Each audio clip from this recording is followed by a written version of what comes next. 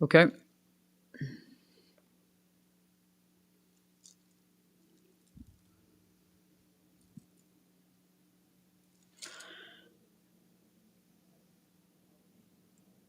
Hey, you can see me. Hey, friends, how are you doing? Just catching in today. We're going to be doing a live chat today, live Q&A.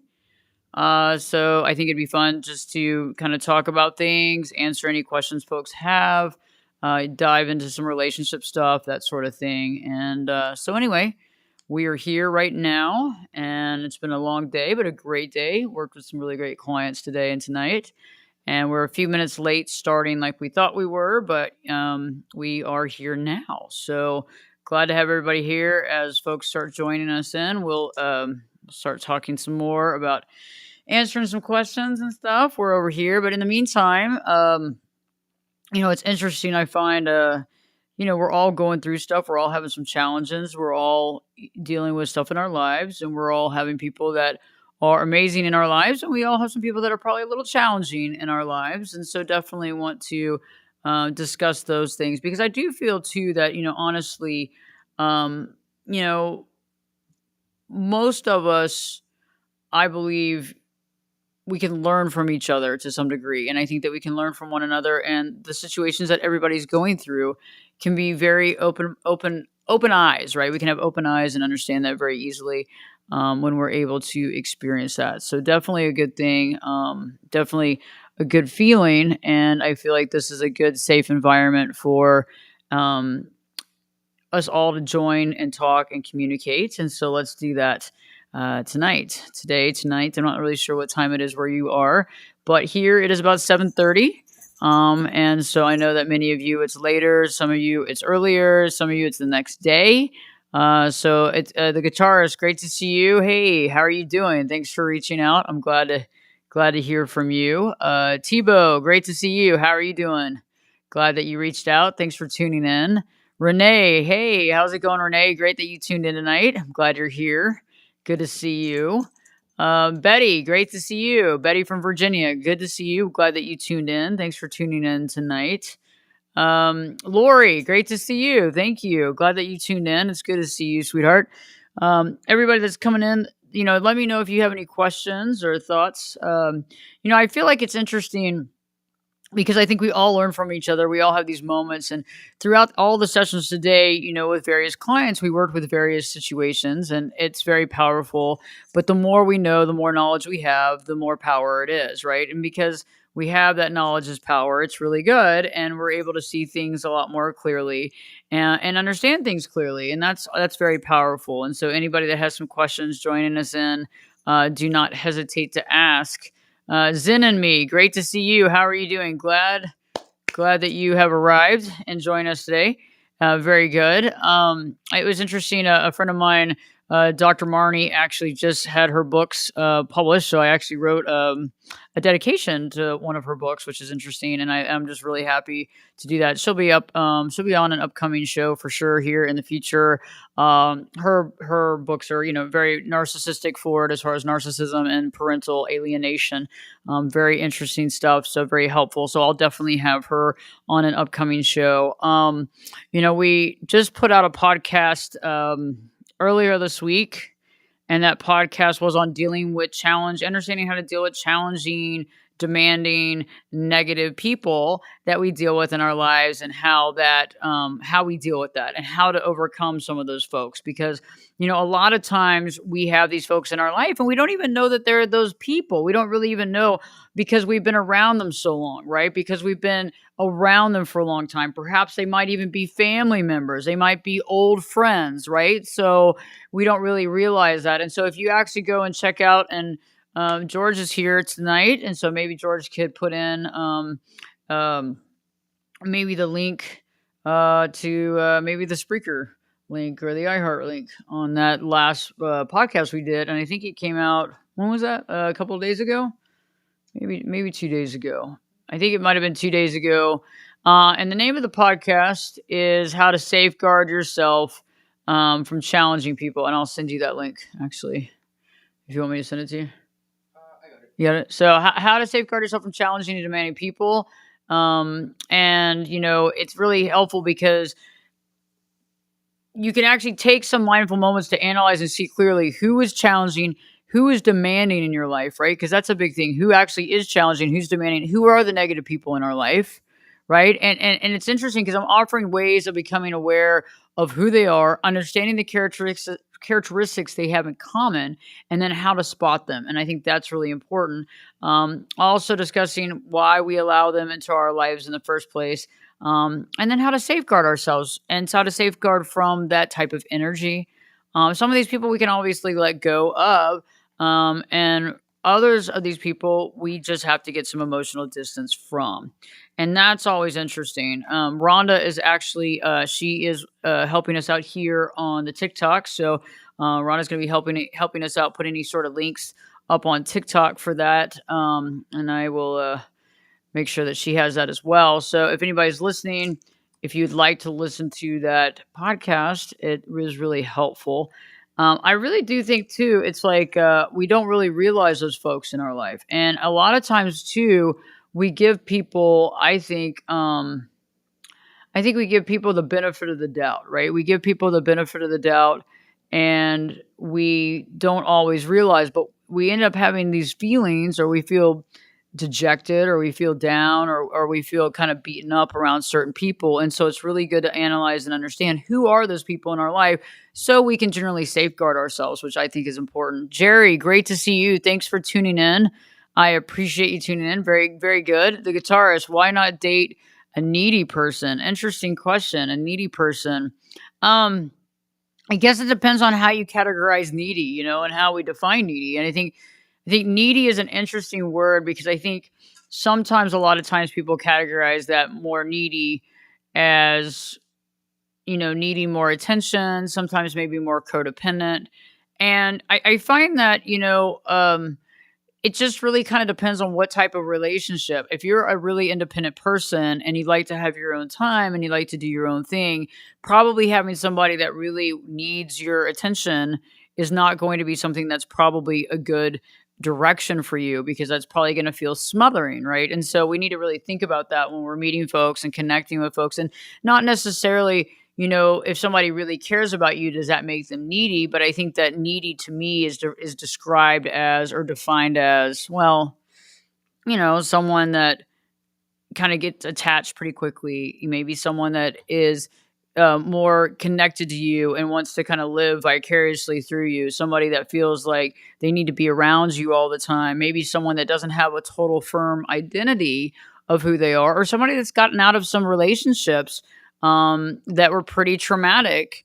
And also maybe their fear of abandonment, because a lot of people can be needy or needy acting in the fear of abandonment. And the problem with that is it becomes a perfect storm, right? The problem is that in the perfect storm, so if somebody's needy and it's because their fear of abandonment and fear of the person leaving, and if the other person is adverse, right, and doesn't like the neediness, the other person's going to try to get away, right? Trying to disconnect from that person, which makes the person feel even more worried about the fear of abandonment because they feel like they're being abandoned.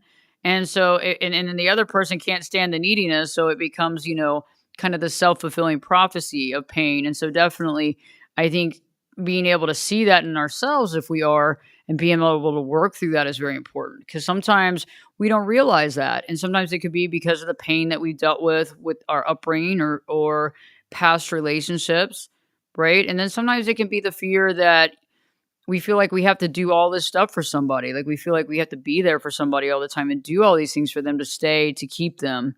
And so these are all very interesting characteristics. However, I do think that we all have various characteristics. It's just saying, what does needy mean? And then how can I work to alleviate that if I am presenting that in some way? And then why am I presenting that? Good question. Thank you, the guitarist. Jimmy, great to see you. Cheers. I love you too. I'm glad to hear from you from Florida. Good to hear from you. Thanks for tuning in, sweetheart. Okay, so we got the link here on the podcast. Arthur, great to see you. Thanks for tuning in. Good to see you. How are you doing? I'm glad that you tuned in tonight. Nicholas, great to see you. How are you doing? Glad that you tuned in. Glad y'all are here. Julie, thanks for tuning in as well. Glad that you're here. Tonight we'll just be answering some questions, some Q&A, some Q and Ash. And it's not ass. It's Q&A, Q and ass. I just said it. Isn't that funny? Thanks, Rhonda. Thanks. Yeah. So but seriously, Q and Ash or Q and Ashley. So I'm glad to be here, Julie. Glad you're here, Jacqueline. Great to see you. I'm glad that you're watching from California. I'm sure that your pup is right next to you. Say hi to the pup for me as well. Good to see you. Jimmy's watching the Olympics and listening. Glad that you are. I'm glad that you have a glass of wine as well. That can be helpful in these Q and A's sometimes too. Um, it's interesting too because I created that podcast. We have another podcast coming out in a couple of days as well, and it's about love bombing. So we're going to be we have a love bombing podcast, defining what love bombing is, understanding love bombing, the whole pedestal phase too, the whole connection where you get into the relationship and it's like this whirlwind romance, and the whirlwind romance is so interesting and so cool and so amazing all at one time. And then all of a sudden things begin to change. But in the process of that love bombing, it does feel almost like you're in this romantic movie, right? It makes you feel like you're in this romantic movie and you feel, oh my gosh, this is like really like a movie.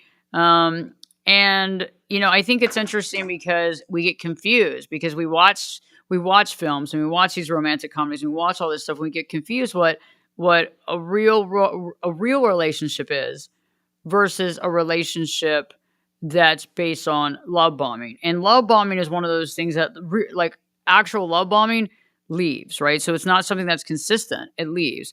And that's the thing. It's like the love bombing itself begins, but then it slowly wanes, right? So over time, it stops. And then the person that's being love bombed doesn't realize that that's what it was. And they just feel like the other person is not giving the attention or has found fault with them and is trying to get back into the good graces, right? We're trying to get back into these good graces. We're trying to do it. We're trying to catch the wave. We're trying to get into those good graces.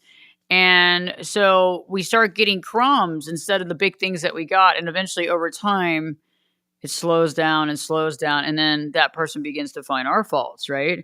That person begins to find our faults. That person begins to find our problems and points them out to us when they didn't have any issues with us before. So, and love bombing is very interesting because, like I was saying, many of us don't even realize it's happening.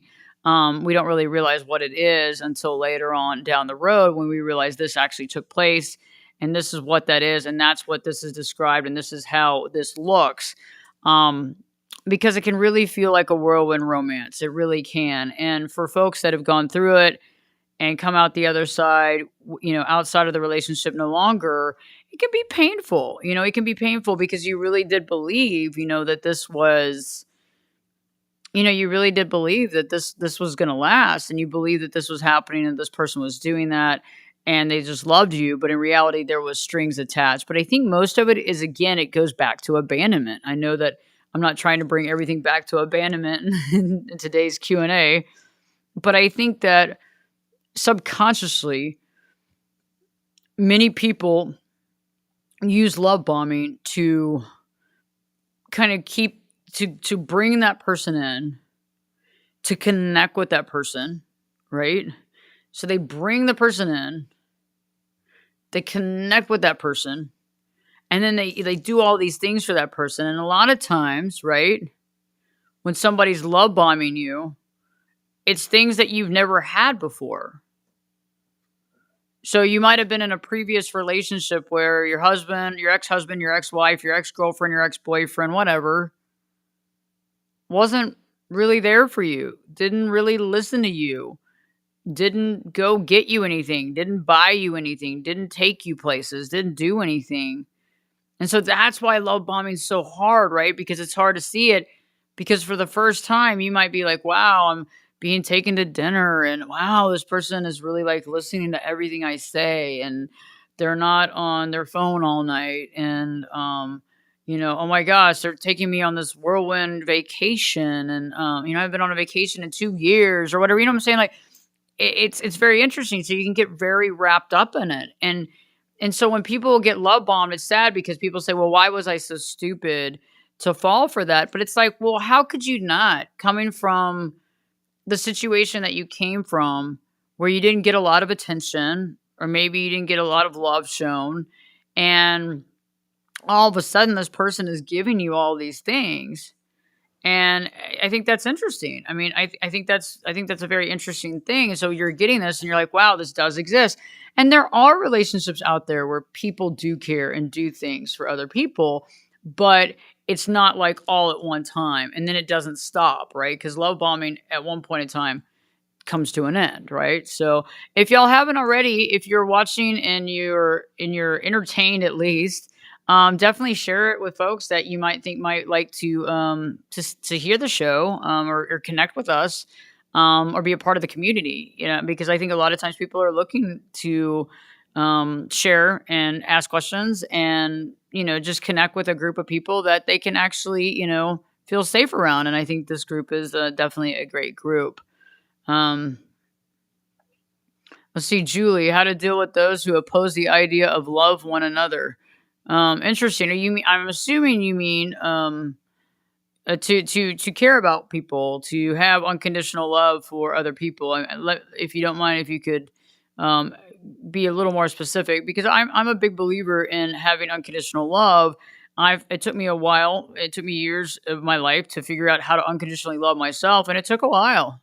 And then once I was able to unconditionally love myself, I could unconditionally love other people. But let me get this straight, because sometimes unconditional love is elusive, because a lot of people never knew what unconditional love was, right? So we have conditional and we have unconditional. So we have conditional, unconditional, and many of us were brought up in family dynamics that were all conditional, right? You do this, you get good grades, you do this, you're good, you do this, I'll take care of you, whatever it looks like. Julie, okay, yes, perfect. So the concept with the unconditional love, though, is that you can love someone unconditionally, right? But you don't have to respect all their choices. So that's the different story. And I always like to bring that caveat up, is that we can love people unconditionally, but we have to love ourselves first unconditionally to be able to understand what that looks like. And that takes a while, because we have to figure out ourselves, and we have to understand ourselves and what makes ourselves tick, and be mindful of our values and understand why we're here. And there's a lot that goes into that. I could do like 20 hours straight on this Q&A, or this straight talk, and I would probably hit a little bit of most of the surface, most of it. But the concept, though, as I agree, Julie, like, yes, I think that you can unconditionally love, and I unconditionally love pretty much everybody, I think. I mean, there's even, but at the same time, I might not respect their choices, or I might not condone their choices or agree with their choices. And I think that's very important. And I think you can love people, because a lot of people say, oh, you can only love one person, or you can only love the person. I think this might be the direction you're talking. You can only love the person you're with. But I disagree with that, because I think that there's also there's unconditional love that is across all lines, right? So it doesn't delineate friendship or romantic or parental or child, or pet, right? Because we have loves. So, but I think that when you look at it fundamentally, you have that unconditional love, and then you can have variations of what that love. But I think unconditionally top, and then you have these variations of the love. And so I do think that you can love many people, and I feel like you can love lots of people, and I also believe that there's many people for many people. So I also think that a lot of times people believe in the soulmate concept and that sort of thing, and I think that there are multiple people out there for anybody. I just think that it depends on the choices we make and the direction we go in our life, and I think that's very important. And then seeing where that leads us. Shelby, I think one of the biggest challenges is having compassion for ourselves and speaking up for ourselves, which I think would translate to speaking up for and having compassion for other people. That's so true. And I'm glad that you stated that. Thank you, Shelby. That's great. It's like, I think you're right. It's about having compassion. And I think it's also about understanding that people are all in different places, and we're all in different places in our life. Some of us have actually gone through those places that other people are experiencing, and some we haven't gone through that experience that they're experiencing it. But it doesn't make it less valued. It doesn't make it less difficult. And I think coming from that perspective, having compassion and for ourselves, and seeing ourselves and seeing our value. And that can be really hard for a lot of us too, because I think many of us are overachievers. I think many of you watching are probably perfectionists. I think that many of you watching probably see the problems or the issues within yourself before other people do, and you kind of magnify that, and that impacts you. And I think in that situation, we have to have compassion, but it can be hard to find it. And I think you have to find it in the moment.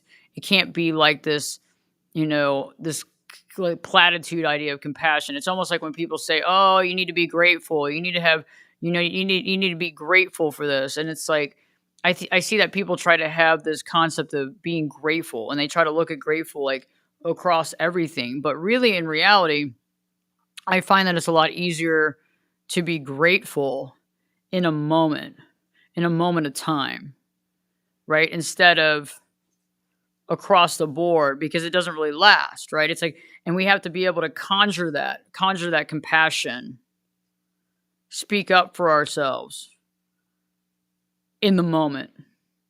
Because I think if we look at it in this grand situation, it gets lost in the shuffle. Naz, great to see you. Thank you for tuning in. How are you doing tonight? And Julie, due to that particular reason, it becomes more difficult for some. And sure, I mean, that's the thing. It's like, I feel like many of us are very tough and challenging on ourselves. And I think that many of us have a tendency of judging ourselves adversely. And there's interesting. There's actually some videos that I put up on YouTube probably a while back. And I'm going to see if George can find them. There's some really great videos about really connecting with yourself and really finding the value within yourself, right? And that's so important. And some of these videos are about being able to see your value and spend time with yourself. What I find, and this is on just the surface here, and the videos go way deeper than that, but on the surface, what I find is that many of us are living our life not very mindfully, and almost to the point where we're kind of there, but we're not really living. We're not really living until someone else enters into our life. So it's almost like it would be almost like if you were at dinner with somebody and you never spoke to that person at all. Like if you were at dinner and never spoke to them. And I know that sounds wild, but it's like that's what we do. We sit at home, we do our things. We don't, some of us don't even focus at all on our lives, or how we feel or what we think about certain things. And I think here's one right here. I know this is one of them. That one's one, and then and right here, this one, and this one's right. This one's a great one right here. Right here, this one. That one's the best one I put first. Okay. Yeah. So one of them's on how to begin a friendship with yourself, and I think this is really powerful, actually. And in this video, which is cool, and George is going to put the link up, and I can send it actually to him right now. Do you want me to send it to you? No, I got it. So I'm discussing the 4 ways you're going to begin to have a friendship with yourself. Because I believe that many of us know more about the person that we went on like one date with, or you met on Tinder for like an hour, than you know about yourselves. And I think the majority of us we're never told that our relationship with ourselves is important. And that's one of the big keys. That's one of the biggest issues that I don't think that many of us were ever told, because I don't think I'm not saying that our parents were like jackasses and the fact that they didn't say it, but I think that they were never told, right? That their life, that their relationship with themselves is important. I think they were probably instinctively told that what they do in their career is important, or the family that they raise is important, or the amount of money that they make is important. I think that that's what they were told, and that's what they were taught because of society, right? And because of, the delineations and the that kind of thing. But I think that we're not really taught that us and ourselves, and just in ourselves, the value of our relationship just on ourselves is valuable. And I think that's important. Shelby, it's an awful feeling to feel like you're not really living, yet the time passing by is very real. And that is so true. That's very true. It's profound, Many times, many of us are going through the motions, and many of us are going to the next thing. I was just in a session earlier, and I was talking to a client, and this person said, my emotions are kind of like this, and then they kind of spike up when there's a big issue or a big situation. And I said, that's because you're not really connecting with your emotions. You're going from thing to thing. You're not really mindful in the moment. You're just going for the next thing, the next thing, the next thing. And it's hard because that's how we're kind of taught, right? And then many of us have stress and anxiety on us, maybe financial stress and financial pressures, maybe family pressures, right? So there's all that going on at the same time. And so it's really hard, right? And so when something big happens, it's like, you get really emotional, right? But it's not really just that one thing that happened that's causing it. It's all the stuff that's happened, right? And so it's all at one time, and we're connecting with all those experiences all at one time for a moment, but then we go back to going this whole thing. And I've experienced that too. There's no judgment. I get it because I've been there, where I wasn't very mindful. I've been there where I was going through the motions. I've been there where I felt like like life was passing me by, um, almost to the point where I was sideline living. And that one's also a really good video too. If you haven't checked it out, I explain what sideline living is. And sideline living is, basically what it means. And I've come up with that phrase, right? Um, but it's about living on the sidelines, and many of us are doing it, and I've done it too. If I hadn't have done it, I can't tell you how to not do it, and I can't tell you what the importance of doing it or not doing it is, but it's really interesting, and I think some of us are doing that, and I think a lot of it goes back to stress and situations, and sometimes we wanna just, like, escape, and other times I feel like we've kind of been taught that, and we haven't really been able to connect with our life and really feel that value and really get engaged with that. I think we get more engaged in what other people are doing just because that's the way we were raised or taught. You are totally welcome, Julie. Thank you. I appreciate your comment. That's very sweet. I thank you so much for tuning in. And if you have any other questions, let me know. Teresa, good to hear from you. My relationship with myself is terrible. Thanks for sharing that video. Teresa, I get it. I mean, I've been there. I went through that, and there's other videos too. That are really powerful too. How do I begin to know myself is a really good one too.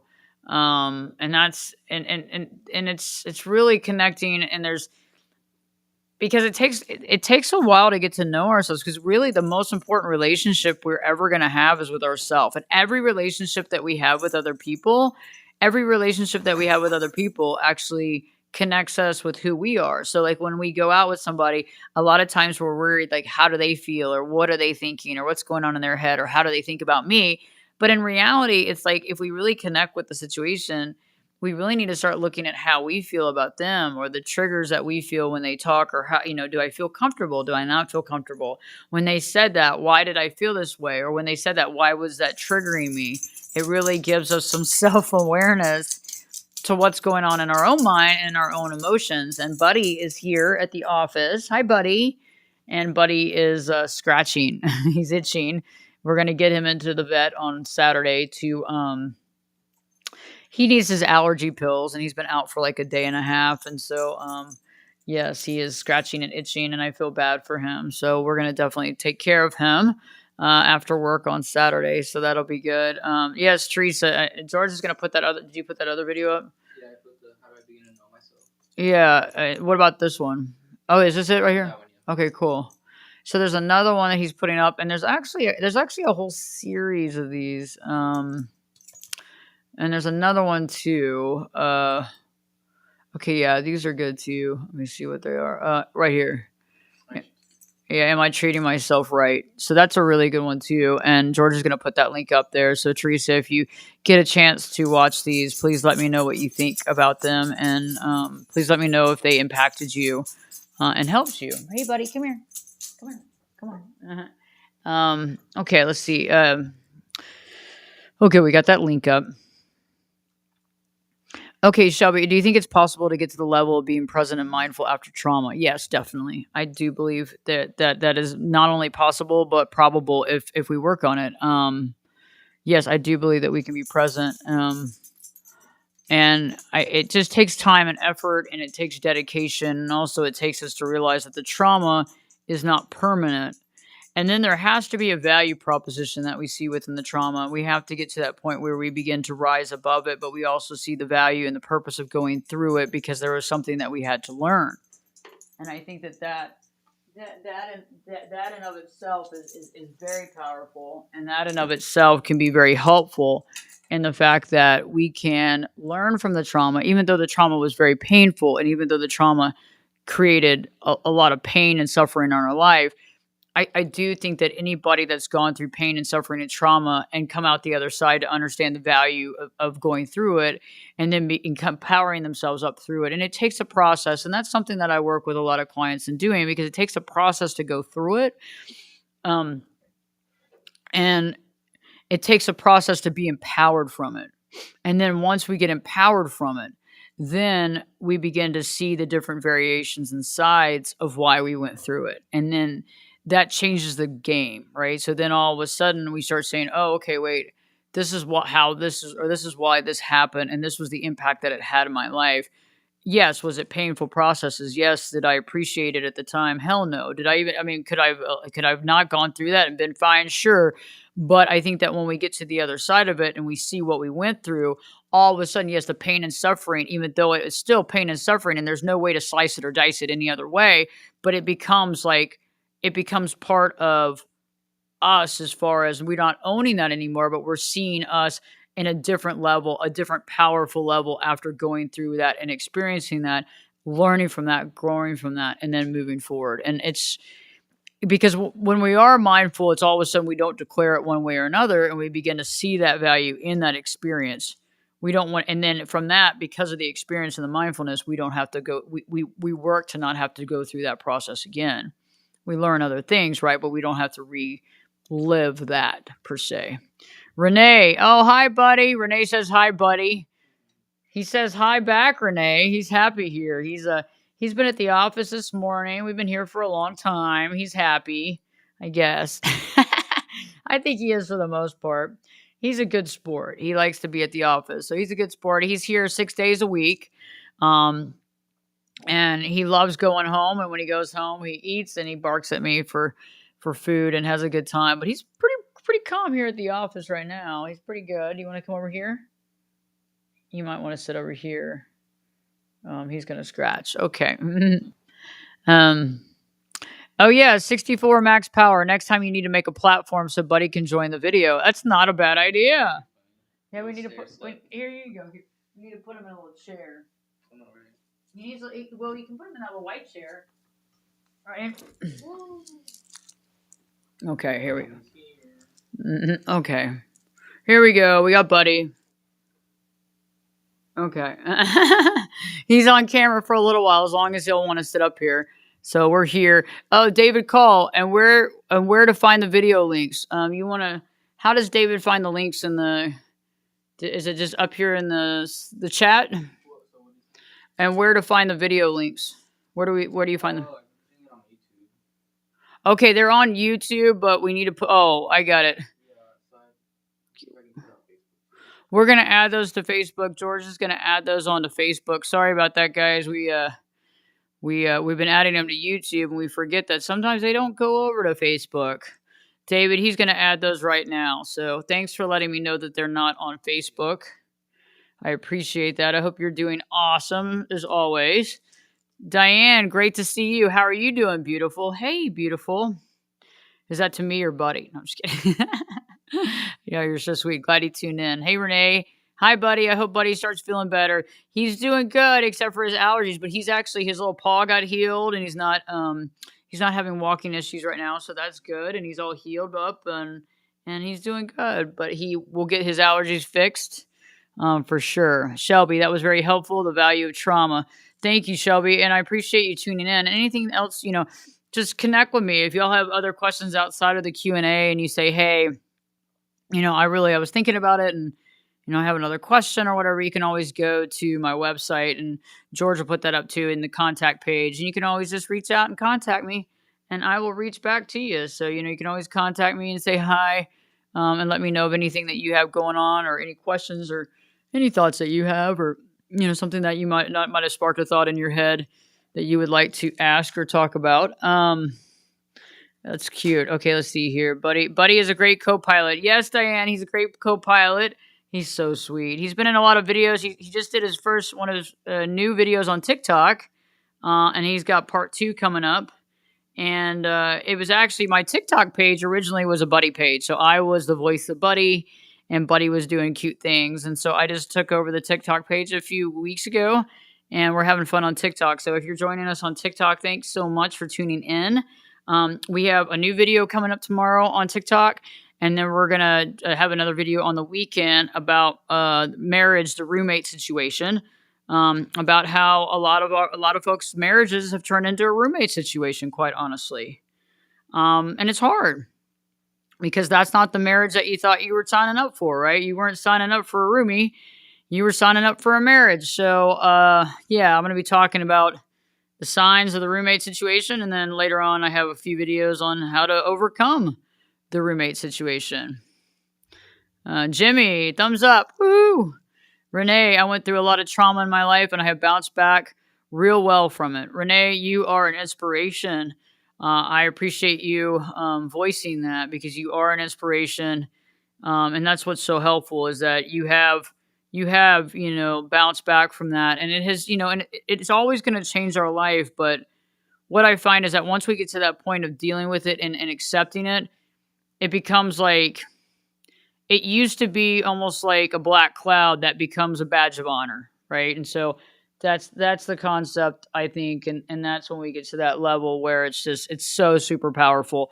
And then other people can learn and grow from it as well, right? So you can help other people learn and grow by, helping them with their experiences of trauma and being able to help them and voice what you went through for them to understand how they can actually get through it as well. Julie, oh, he's so cute. Thank you. He's my little boy.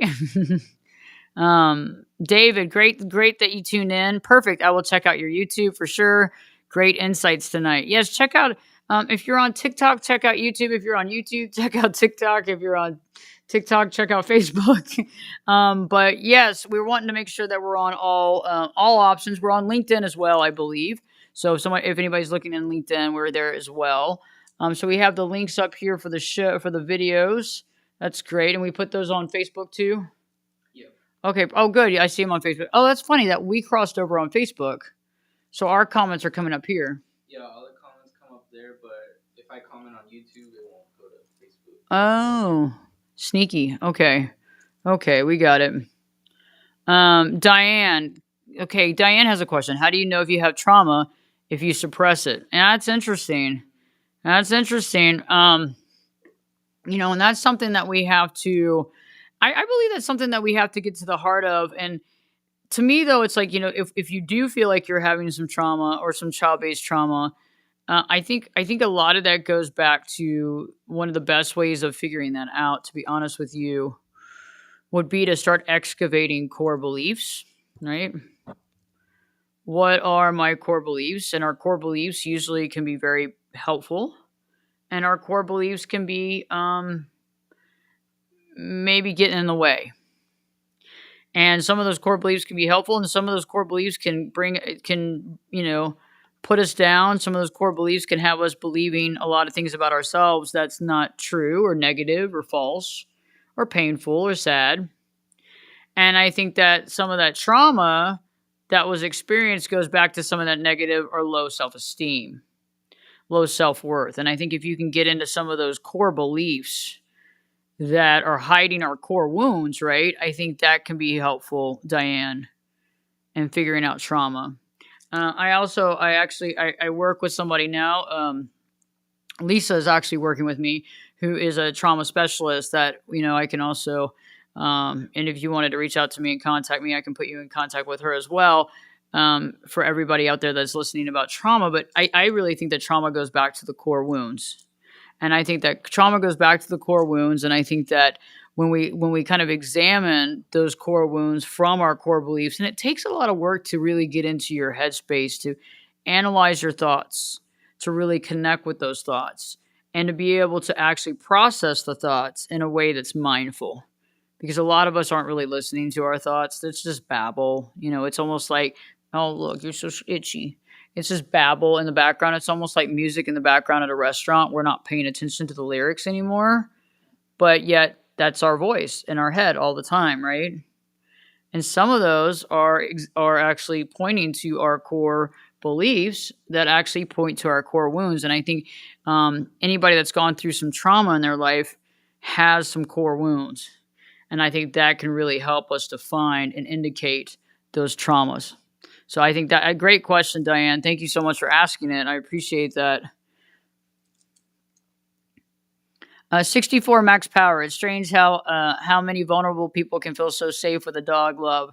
Yes, dogs are amazing. Yes, Buddy is the best. He and I, we just get along so well. He can sit sometimes in my lap for a good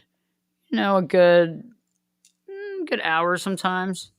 He likes it. He just loves hanging out. So that's a good thing. And I think it's animals are so. I think they're so in the moment, for the most part, except for he wants food all the time.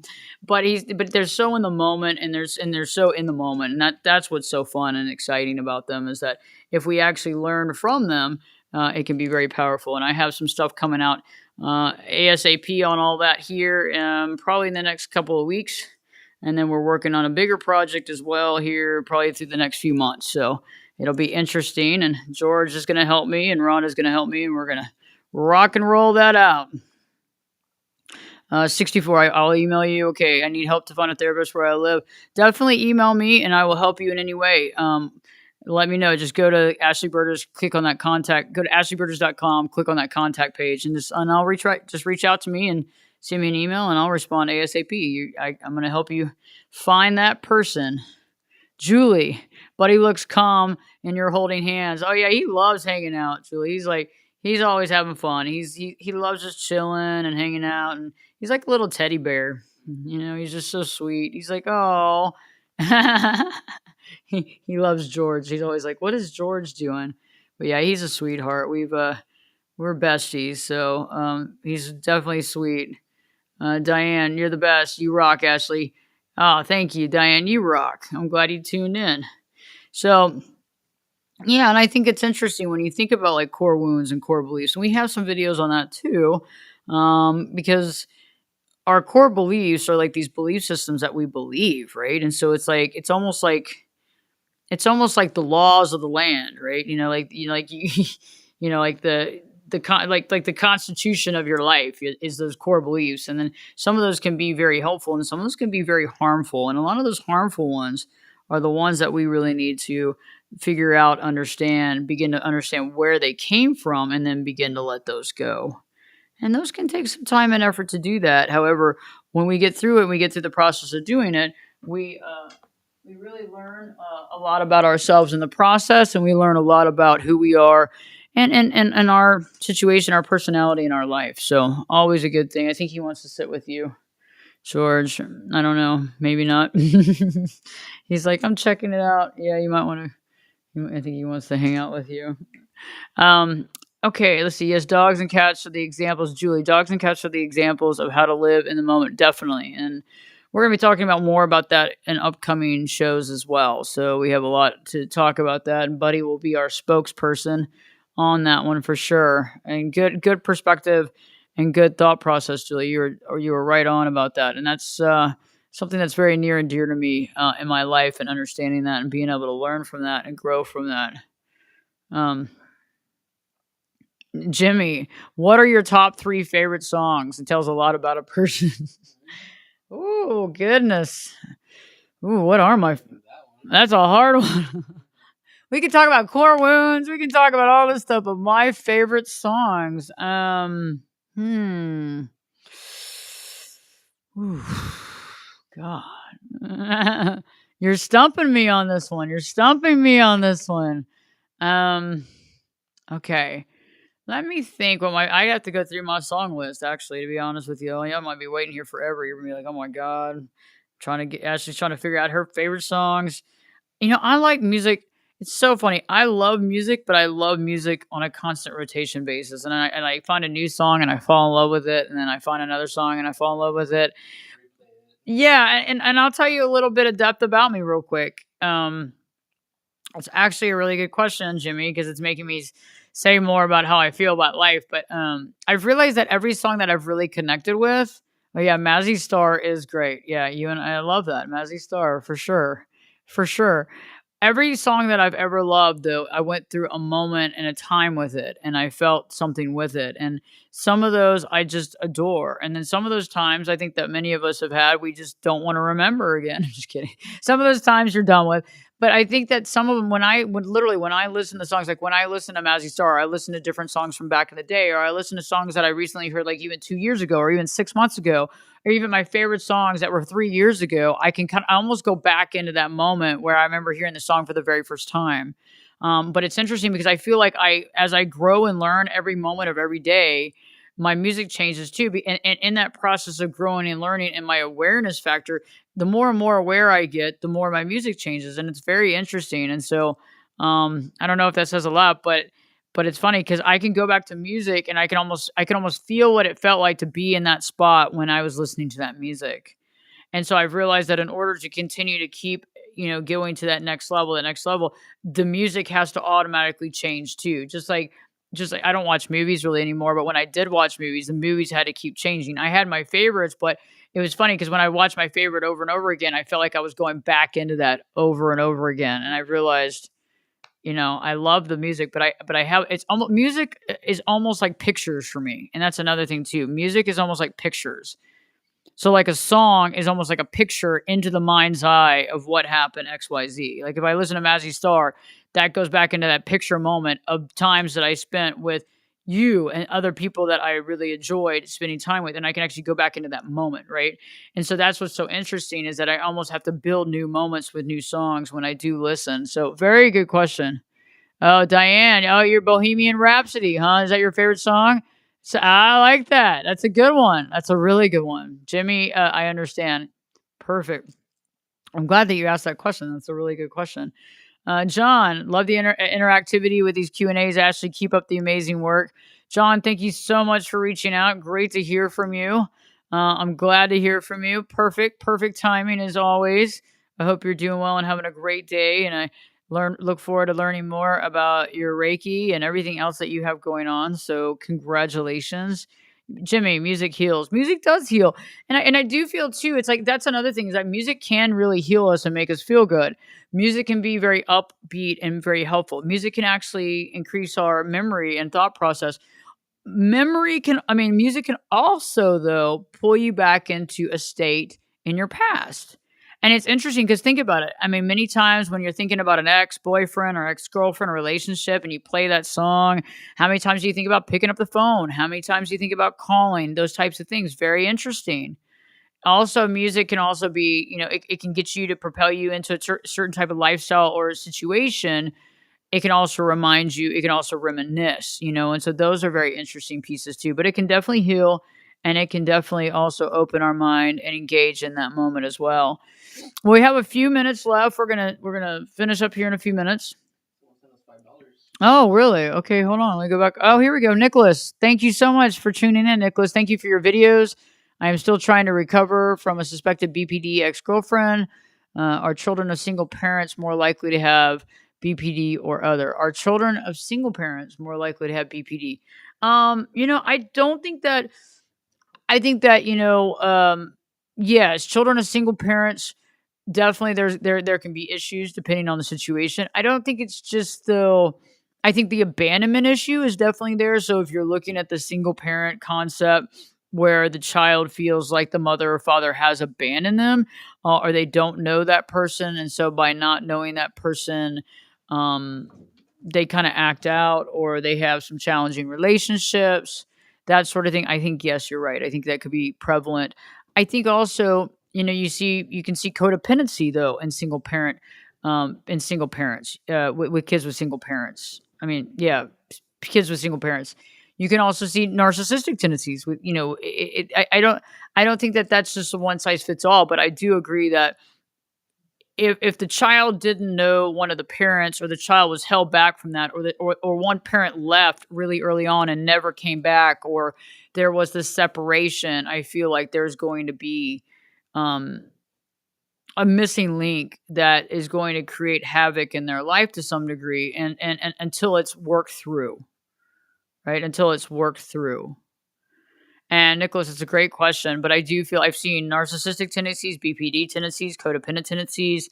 Um, you can be codependent, or you can have BPD tendencies, you can have codependent tendencies, and still both have that fear of abandonment, right? And you might just show the abandonment differently. And I've talked about that before, where someone with codependent tendencies might stay in the relationship no matter what, even hold on, even when it's past its prime, no matter what's happening, just holding on to it to keep it. Somebody that might demonstrate BPD tendencies might want to get out. They're going to get out of the relationship before you leave them. Okay, so they're going to find fault in you before you leave them, which is two tendencies from abandonment concepts. Two different people, same fear, act differently with it. Nicholas, thank you so much, and thanks for helping us out here. And let me know if you need anything. Just reach out to me. I am here for you. So I appreciate you and your comments. Teresa, I enjoyed your videos about BPD. I've learned a lot from you. Thank you so much. Teresa, thank you for tuning in, and thank you for your comment. I appreciate it. I will be actually putting some videos up on TikTok. We haven't done that on BPD here. We'll be doing that soon. We're going to be actually creating some new BPD videos here in the next few days. We have a lot to cover. Julie, yes, music brings healing. Yes, for sure. Renee, All My Love, The Beatles. That's a great one. That's a really great one. Okay, let's see. Another question. Let's see, Desmond. Hi, Ashley. I have a question about saying no and not being a people pleaser. I have a question about saying no and not being a people pleaser in terms of living with someone with BPD. Okay. Yes. That can be challenging. It can be hard because you don't want to have the blowback, right? I'm assuming a lot of people, it's like that people pleasing to try to keep everything calm and, just try not to rock the boat, the thing is that you have to have boundaries. And the thing is, we have to stand up for our values. And I'm not talking about our ego, I mean our values. And so if somebody's breaking down your values, and becoming deal breakers, we have to stand up for it. So if somebody's calling you names, cussing you out, doing those types of things, you're going to have to stand up for it. And I know that that's challenging, but we have to do it in a neutral way, or a positive or neutral way. However, if it's not done, it's very hard to remain in control of your life, because what happens is over time we begin to lose our identity over time because we keep giving in. Then what do we stand for anymore? And then the person, you give this much and then they're going to take it. You give this much, they're going to take it. You give this much, they're going to take it. And folks say, well, this was wrong, or I did this wrong. But you know what? If you didn't do that wrong, there's going to be something else wrong. So, and I know it's hard, but, when we're dealing with those situations, we do have to kind of say, we have to find a good way of doing it. We have to have a good way of processing that with the person. But again, a lot of times, if you're dealing with somebody that has maybe some of these symptoms, it might be hard for them to be self-aware. And so being able to put your foot down and have those boundaries, it has to be kind of spoken in a way that's neutral, not in a way that they feel like you're running away from them or leaving them, but also in a way that you're willing for them not to accept it immediately, and you're able to take a break and move away from that immediately and let them kind of process it. It has to be consistent. Can't just be random. It's got to be consistent. Consistency is key. If you're not consistent, you got nothing in this thing. And I know that some people say, well, I haven't really started standing up for myself. But right when you start standing up for yourself, or right when you start dealing with the boundaries, you can't stop. So once you start, you can't stop, because there's a whole situation, right? There's a whole situation with that. And that's key. So we want to make sure that we connect with that. So if you decide, okay, hey, it's time for me to jump into that leadership role in my life, I'm not going to accept this in my life. I'm not going to accept this person saying that to me. Like, I'm not going to accept their put downs. Hey, I'm not, you putting me down or you saying that is antithetical to what I feel. And I don't want to accept that reality. I don't do that to you. I don't bring that to you. I would appreciate if you, maybe thought of me or spoke to me in a better way, or in a more at least respectful or palatable way. But we have to be consistent, and then you have to be willing to know that they might argue or fight with you. But usually, what I found though is when folks know that you're speaking the truth, they normally get quiet. So it just depends. But Desmond, I could go on for hours and hours and days on this conversation, but definitely a good question. But yes, but you have to be consistent, and you have to do it. You can't wait till later, because then there's that tendency of people forgetting what happened, whether it's, real forgetfulness or convenient forgetfulness. We have to do it in the moment. Also, remember the resentment that you're probably holding on to is probably a big deal. Um, I think that's important too, right? Mark Anthony, great to see you. Thank you for tuning in. Music is good. 3 movies that shaped my person was Patton, The Deer Hunter, and Apocalypse Now. Growing up in the 70s, funny, and it all accumulated in the movie Cars. Go figure. That's hilarious. That's great. That's a great observation. Good observation, Mark. Great question, Desmond. Nicholas, thank you. Well, thank you. I appreciate you. Julie, yes, it's better to resolve the problem in separation rather than having the children being confused in a chaotic situation with the parents' constant drama. I agree with that. Because eventually, there's confusion, and then eventually the kids feel it and they know what's going on. And it's better to be able to, if you can't co-parent together, and there's these issues and you can't stay together, you hope that you can get some co-parenting agreements together. But also, co-parenting is challenging with certain folks as well. And that could be a whole nother topic. We'll have to talk about that. I need to write that down, because we're going to do some co-parenting stuff too here ASAP. Can you write that? Can you grab that for me? Yeah, let me grab that. Yeah, I'm going to write that down. I got to do this. Co-parenting with someone with, BPD tendencies or even MPD tendencies. I'll do some video on that for sure. Good comment, Julie. Let's see. Last 2 questions. I'm gonna answer 2 more questions, and then we're gonna head out tonight. I think Buddy's starving. Poor little guy. We left the house at 8:00, so he's 8 a.m. So he's starving. So I got 2 more time for 2 more questions, and then we're gonna round it out. And I appreciate everybody tuning in. Alicia, what would you say to a teenager dealing with a parent with diagnosed BPD who is showing signs of codependency? What would you say to a teenager? Well, I guess are you asking from the perspective of what would you say to them, being if it was you that was diagnosed, or dealing with your significant other? Because it depends.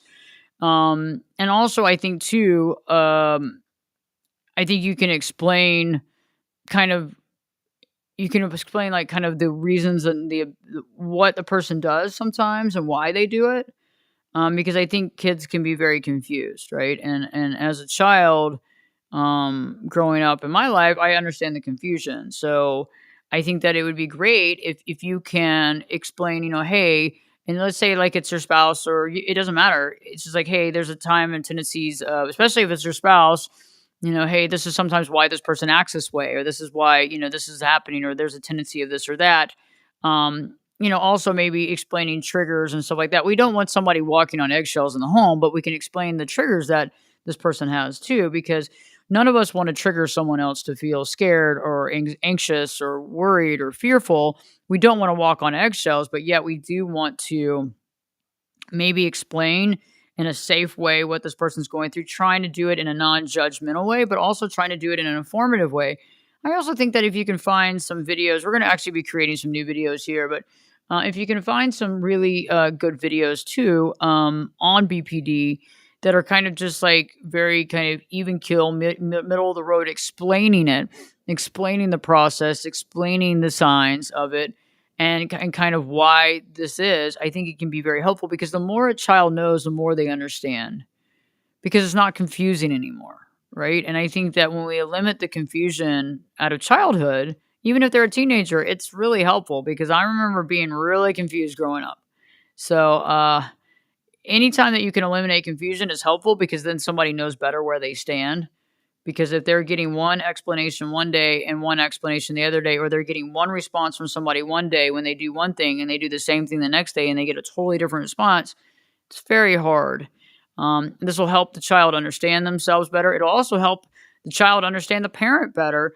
And then there's more of a dialogue too, to be able to communicate with each other. Even if it's the other parent, there's a way to communicate, and everybody can kind of be on solid ground and understand a little better what somebody is dealing with. And I think that's powerful. And I think that can be very helpful because all of a sudden the confusion is not so confusing. Great question, Alicia. Thank you. So yes, thank y'all so much for tuning in. I appreciate y'all. One last thought. I just want you to think about, hey, it's all about mindfulness. It's all about self-awareness. It's all about how we go from here. I know that we're almost at our stopping time, but I just want to say, hey, thank y'all so much for tuning in. Thanks for connecting. If you haven't already, check out the YouTube channel. Go to Ashley Burgess, AShleyBerges. If you haven't checked out TikTok, go to Life Coach Ashley Burgess on TikTok. Life Coach Ashley Burgess on TikTok. Check out Facebook, Ashley Burgess, or LinkedIn, or whatever you want to do. Same name, nothing's changed. And we'll be back next week. And I can't wait to see y'all all next week. And thank you so much for all your beautiful and amazing questions. Buddy will be on camera at some point as well. We might get him a chair and put him up there. So definitely. So I can't wait to see y'all. Jimmy, love you. Julie, great to see you. Alicia, great to see you. Thank y'all so much for tuning in. The Voice, thank you so much for tuning in. Appreciate you. And we just appreciate you tuning in. And let me know if you have any questions or thoughts. You can go to ashleyburgess.com, click on that contact page, send me a message. I'll get back to you ASAP. And we're here, the Voice Codes. Great to see you. Thank you so much. Yes, buddy. We love it. Yeah, buddy. So thank you so much for tuning in. He will be here. Take care. And gosh, I think I have one more thing to say. Don't forget to live your true life. Bye, y'all. Have a good one.